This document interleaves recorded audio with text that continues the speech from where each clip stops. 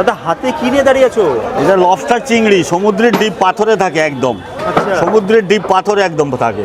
কতটুকু ওজন হবে একটা? এটা ধরুন 700 গ্রাম, এটা 500 গ্রাম। 700 গ্রাম 500 গ্রাম? হ্যাঁ। কত করে কি দাম? আপনার শুরু হচ্ছে 1600 থেকে 2000-2500 টাকা পর্যন্ত দাম হয়। আচ্ছা, এগুলো কারা খাবে? এরা বড় বড় ফিল্ম স্টার, ক্রিকেটার, বড় আমাদের সৌরভ গাঙ্গুলির জন্য পছন্দ। এটা সৌরভ গাঙ্গুলি, মানে তোমার সৌরভ কাছে নিয়ে খুব যায়? চয়েস করে এটা। তোমার কাছে নিয়ে যায়? হ্যাঁ, আমাদের যাই তো।